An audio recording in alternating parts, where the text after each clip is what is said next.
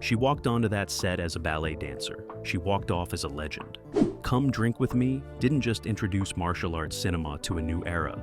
It shattered every rule about who could be a hero. But behind the graceful sword fights and revenge-fueled poetry, nothing went as planned. The director quit mid-production, the star had never thrown a punch, and one fight scene, it sent half the crew to the hospital. These are 20 weird facts about Come Drink With Me.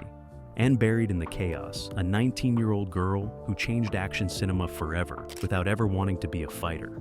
Pour a cup. This story cuts deep. Number 1.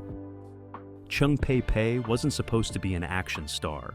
She was a classically trained ballet dancer studying at the Shaw Brothers Actors Training Program, moving through scenes with grace, elegance, poise. Her background was in dance, not combat.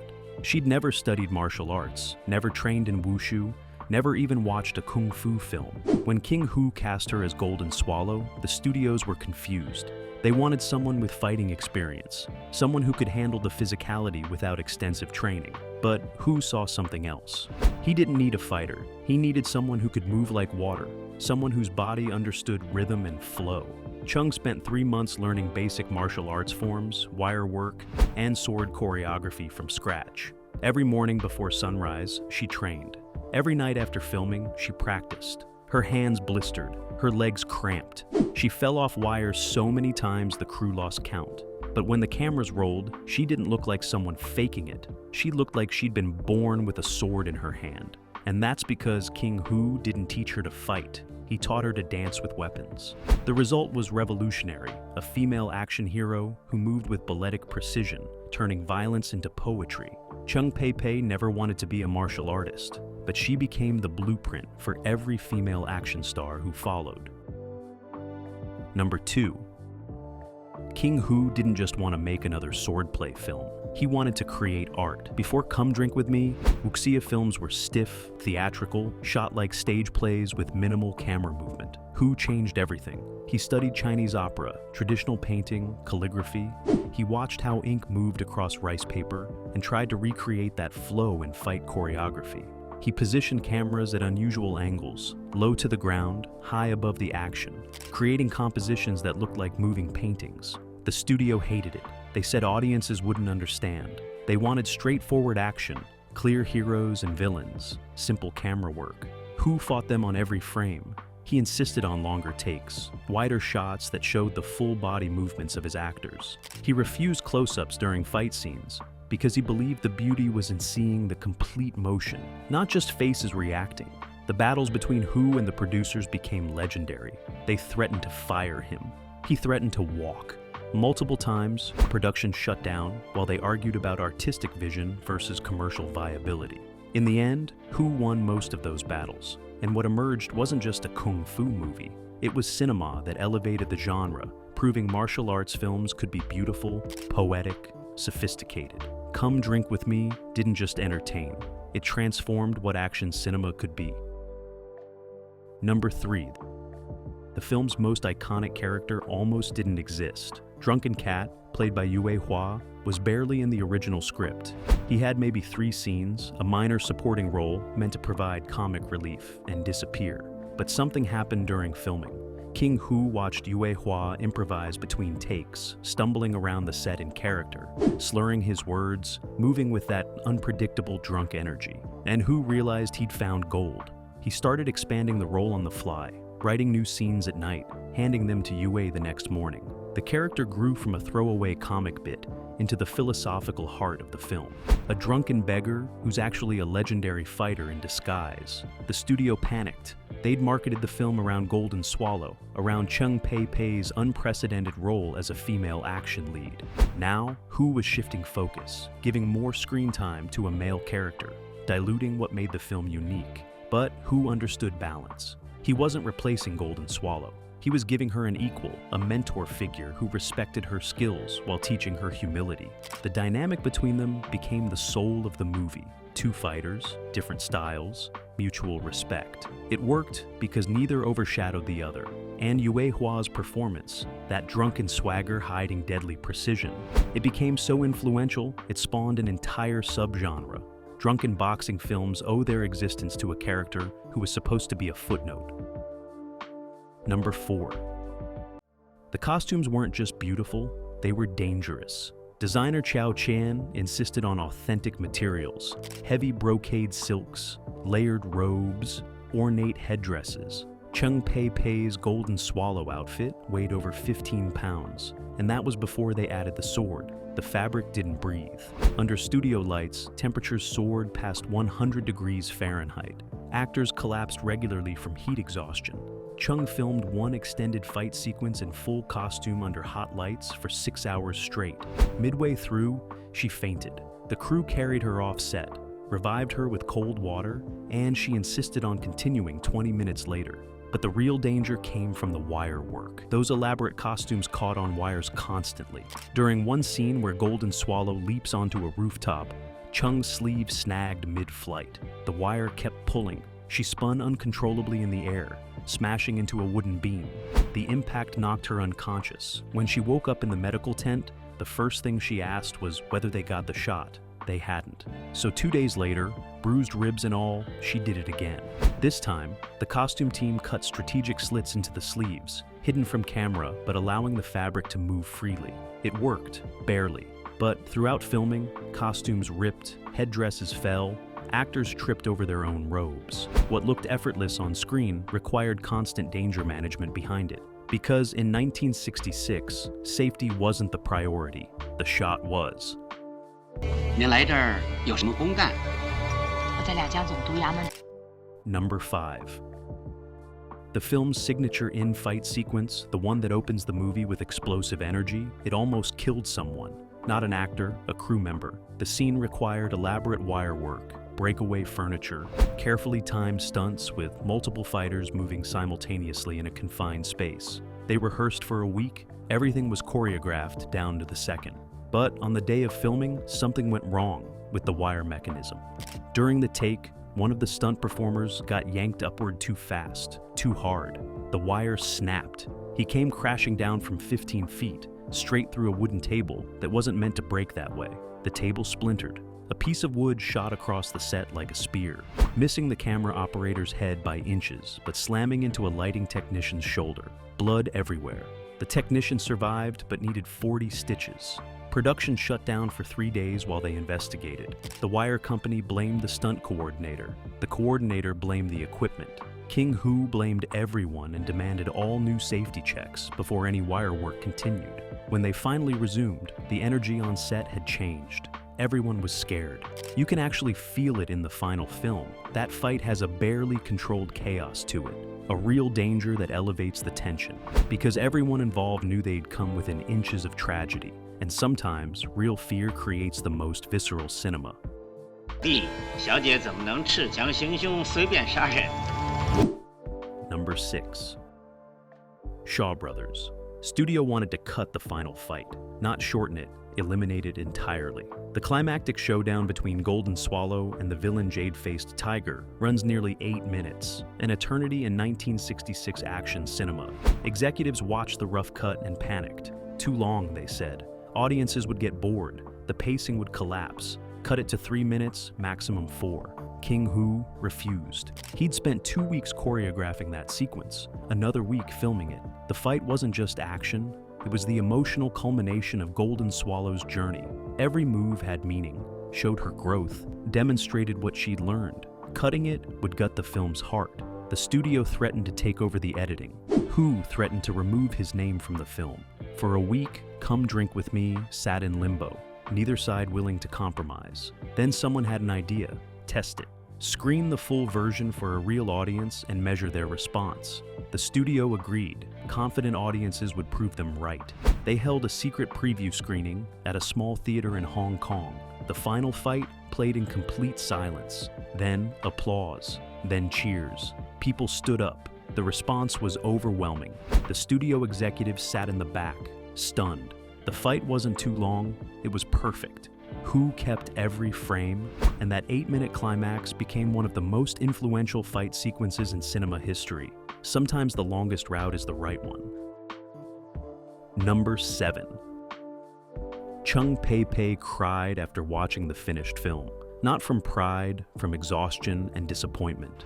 She'd given everything to the role, trained until her body broke down, performed stunts that terrified her, pushed past injuries and fear. But when she saw herself on screen, all she could see were the mistakes. The moment her footwork faltered, the swing where her sword angle was slightly off, the landing that wasn't quite perfect. She obsessed over these tiny imperfections that no one else noticed. For weeks after the premiere, she avoided talking about the film.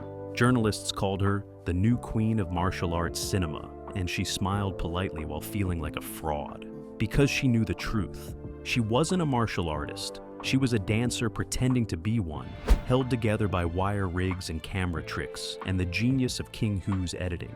It took years before she could watch Come Drink With Me without critiquing her own performance.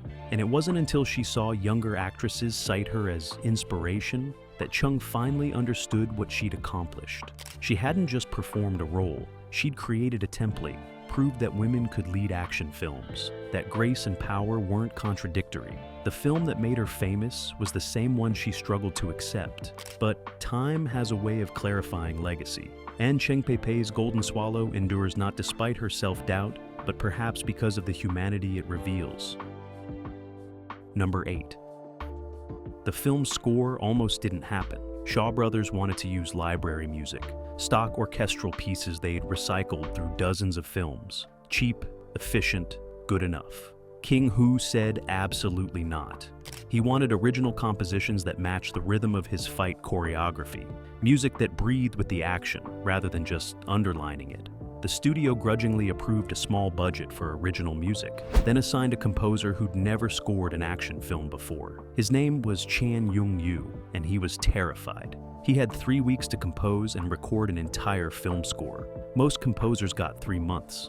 Chan worked around the clock, sleeping in the recording studio, writing themes while watching rough cuts on a tiny screen.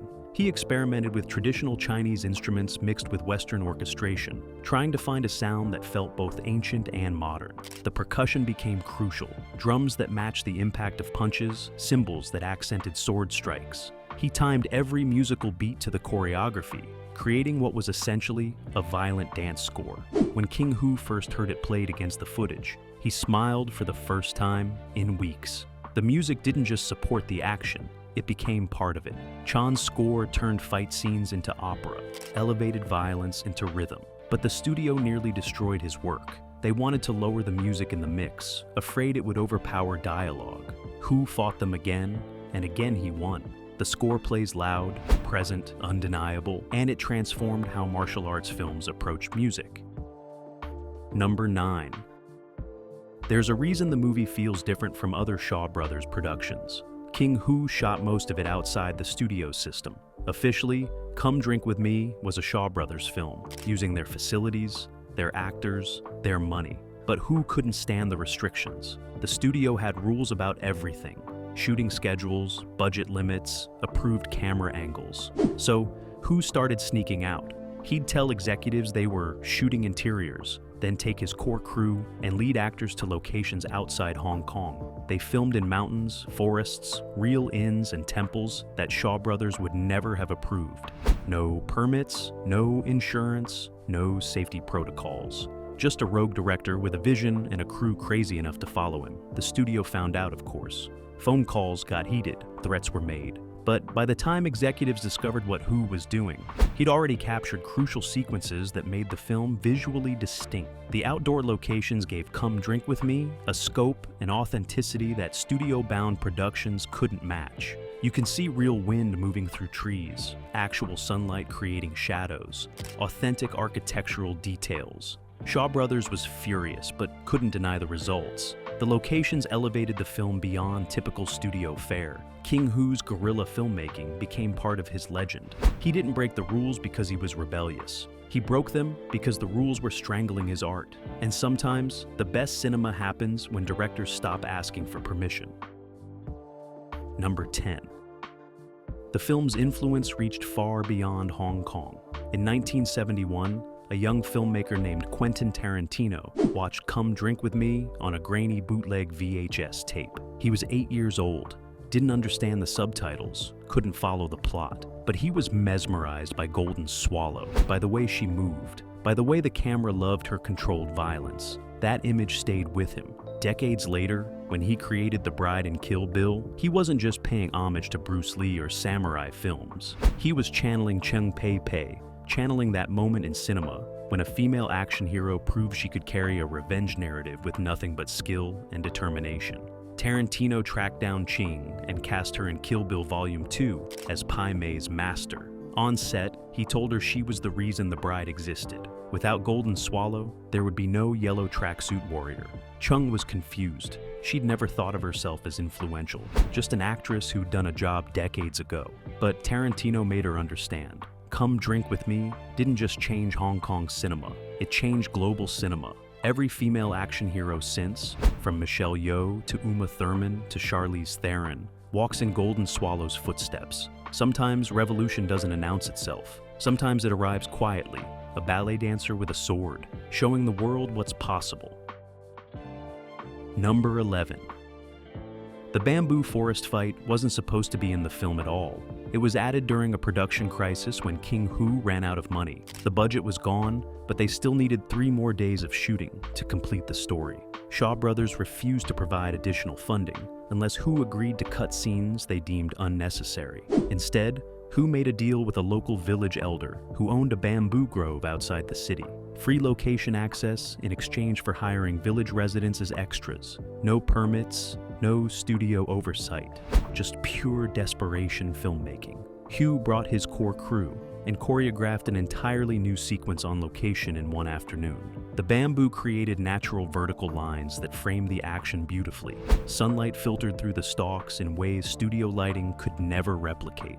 The sequence took 2 days to shoot, cost almost nothing, and became one of the film's most visually stunning moments. Critics later praised Hu's artistic vision for that scene, never knowing it was born from budget constraints and creative problem-solving. Sometimes limitations breed innovation, and sometimes the best cinema happens when you've got nothing left except imagination and bamboo. 他不像个有功夫的人啊，他的功。 Number 12. Cheng Pei's sword wasn't a sword. It was 3 different props depending on the shot. For wide angles and establishing shots, she wielded a lightweight aluminum blade that wouldn't tire her arms during long takes. For close-ups and detail work, a heavier steel prop with authentic weight and balance. For wire work and aerial stunts, a rubber sword that wouldn't kill anyone if she lost her grip mid-flight. The switching happened constantly, sometimes between shots in the same scene. Continuity became a nightmare. The props department had to track which sword appeared in which angle, ensuring the hilts matched, the blade length stayed consistent. Several times they failed. If you watch carefully, the sword changes appearance slightly throughout the film, but audiences never notice because they were watching Cheng's face, her movement, the grace of her performance. The technical trickery disappeared behind the artistry. And that's the magic of cinema, using whatever tools necessary to sell the illusion. Chung didn't need a real sword to become Golden Swallow. She just needed to move like someone who knew how to use one. 年纪何必赶尽杀绝呢？ Number 13. The film's villain, Jade-Faced Tiger, was played by Chan Hung Lia, an actor who was genuinely terrifying behind the scenes. Not because he was violent or cruel, but because he never broke character. From the moment he arrived on set each morning until he left at night, he remained the villain. Cold eyes, minimal speech, radiating menace.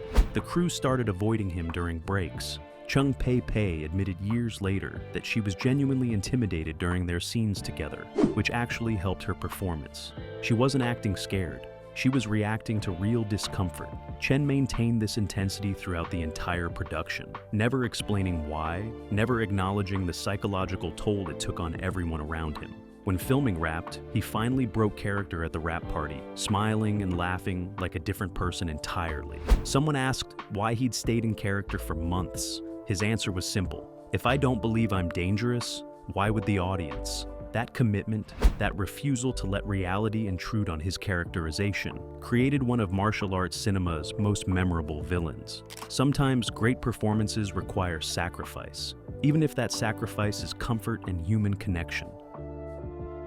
Number 14. King Hu edited the film in secret. Shaw Brothers had their own editing department, their own approved editors who cut films according to studio formula. But Hu didn't trust them with his vision. So at night after official editing sessions ended, he'd sneak into the editing room with his cinematographer and recut sequences. They worked in darkness, using only a small lamp, terrified someone would discover them. For 3 weeks, 2 versions of Come Drink With Me existed, the official studio cut and Hu's secret version. The studio cut was conventional, tighter, with more close-ups and faster pacing. Hu's cut was lyrical, spacious, trusting the audience to appreciate longer takes and wider shots. When the time came for final approval, Hu switched the reels. He submitted his version as the official cut, gambling that executives wouldn't notice or wouldn't care enough to demand changes. They noticed. But by then, the film was already scheduled for release. Marketing materials were printed, theater bookings confirmed. Changing it would cost too much time and money, so Hu's version, born from midnight editing sessions and deception, became the film everyone saw. That act of rebellion preserved the artistic vision and ensured Come Drink With Me survived as Hu intended. Sometimes protecting art requires breaking rules. Number 15. The tea house scenes used real tea, not prop tea, not colored water, actual brewed Chinese tea that the actors drank take after take after take. Some scenes required 15 takes or more. By the end of filming, the actors had consumed so much tea they were jittery, caffeinated beyond reason. Chung Pei Pei started shaking during later takes, not from nerves, but from over-caffeination. The crew joked about it, but King Hu refused to use fake tea. He believed audiences could tell the difference, that real tea poured and steamed differently than props. He was probably right. Those tea house scenes have an authenticity that grounds the film's more fantastical elements. But the consequences were real. Several actors developed insomnia during production. Yue Hua claimed he didn't sleep properly for a week during the extended tea house filming. The detail obsession extended to everything. Real wine and wine scenes, real food and eating scenes, real dirt on costumes. Nothing could be fake if Hu could help it. This commitment to authenticity, even in tiny details most audiences would never consciously notice, elevated the film's reality.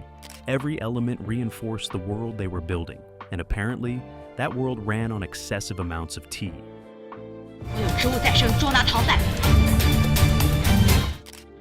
Number 16. The film premiered in Hong Kong to mixed reviews. Critics didn't know what to make of it. Some praised the artistry and innovation. Others complained it was too slow, too artistic, not action-packed enough for a martial arts film. Audiences were similarly divided. The film performed moderately well, but wasn't the immediate blockbuster Shaw Brothers had hoped for. In fact, for about 2 years, Come Drink With Me was considered a noble failure, an artistic experiment that didn't quite connect commercially. Then something unexpected happened. The film opened in Taiwan and became a phenomenon. Lines wrapped around theaters. It played for months, breaking box office records. From Taiwan, the success spread to Southeast Asia, then Japan, then eventually back to Hong Kong, where it was re-released to massive crowds. The delayed success saved King Hu's career. Shaw Brothers had been ready to sideline him after the disappointing initial Hong Kong run. But the regional phenomenon proved audiences were ready for martial arts films that prioritize beauty and character over pure action. The film found its audience, just not immediately, not where expected. Sometimes great art needs time to find its people, and sometimes revolution starts quietly in unexpected places before coming home triumphant. Number 17. Chung Pei Pei's fighting style influenced an entire generation of female martial artists. Before Golden Swallow, women in martial arts films were victims, prizes, or occasional sidekick fighters with limited screen time. After Come Drink With Me, everything changed. Her style, mixing ballet grace with martial precision, created a new archetype. Within 3 years, Shaw Brothers produced dozens of films featuring strong female martial artists. Angela Mao, Lily Lee, Shi Zhu all emerged in Golden Swallow's wake, all incorporating elements of Chung's movement vocabulary. But the influence extended beyond Hong Kong. In Japan, female action heroines in manga and anime began reflecting that same combination of grace and lethality. In Hollywood, stunt coordinators who'd seen the film started rethinking how women could move in fight scenes. The impact was subtle but pervasive. a shift in how the world imagined female power. Chung never sought to be a revolutionary. She was a dancer who took an acting job. But her performance accidentally rewrote the rules, proved that audiences would embrace female heroes who didn't fight like men, who brought their own aesthetic to violence. Every female action star since owes something to Golden Swallow, whether they know it or not. Number 18. The film's famous line, "I drink to forget, but I remember everything," wasn't in the original script. Yue Hua improvised it during a scene with Cheng Pei Pei, and King Hu loved it so much he rebuilt the entire scene around that moment. The line captured Drunken Cat's essential tragedy, a warrior so haunted by his past that he hides in alcohol, only to discover that oblivion is impossible. That improvised moment became the most quoted line from the film, referenced in countless other movies, copied and parodied across decades of cinema. Yue didn't realize what he'd created. He'd just been experimenting with the character's voice, trying to find depth beneath the comic drunk persona. The line came from somewhere honest, some understanding of how pain works, how we try to escape ourselves and fail. King Hu recognized the truth in it immediately. He shot the scene 5 more times, making sure every angle captured the melancholy behind the words. That single improvised line elevated Drunken Cat from comic relief to tragic figure. And it proved that sometimes the best writing happens accidentally, when actors stop performing and start being human within their characters. Number 19. The final fight took 6 days to film, but only 8 minutes of screen time survived. King Hu shot over 4 hours of footage for that climactic showdown. Different angles, alternate choreography, experimental camera movements. The editing process became surgical. Every cut had to serve the story's emotional arc while maintaining fight rhythm. Hu watched the footage hundreds of times, obsessing over which frames to keep, which moments truly mattered. He cut spectacular stunts that didn't advance character.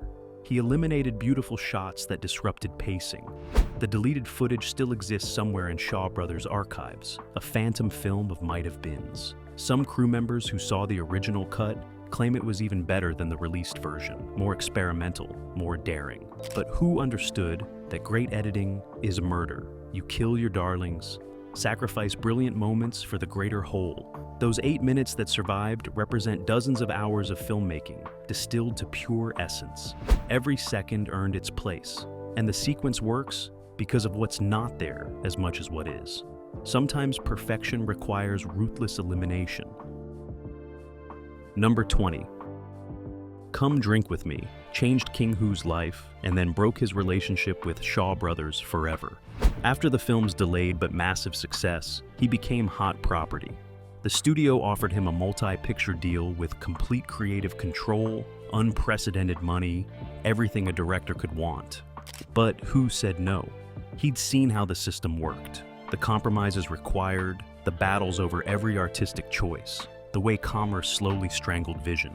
He walked away from Shaw Brothers and moved to Taiwan, where he made films independently, with smaller budgets but total freedom.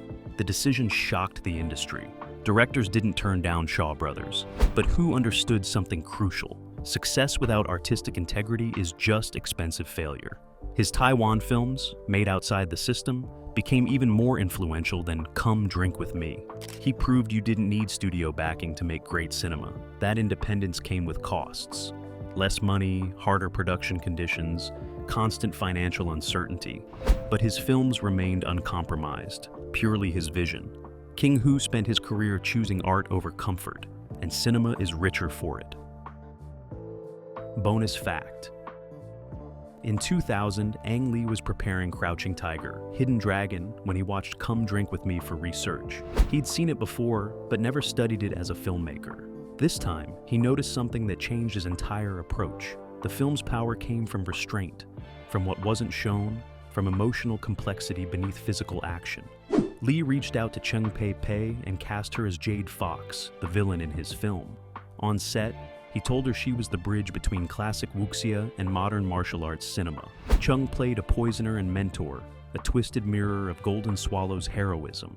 The casting was tribute and continuation, acknowledging debt while pushing the genre forward. When Crouching Tiger, Hidden Dragon won the Oscar for Best Foreign Language Film, Cheng was in the audience, watching martial arts cinema receive Hollywood's highest honor. She thought about King Hu, about wire rigs and bruised ribs, about a scared ballet dancer pretending to be a warrior. The genre she'd helped birth had conquered the world. Come Drink With Me was made for Hong Kong audiences in 1966. But its legacy echoes through every martial arts film since. A reminder that revolution sometimes arrives quietly, wearing a sword and moving like grace itself.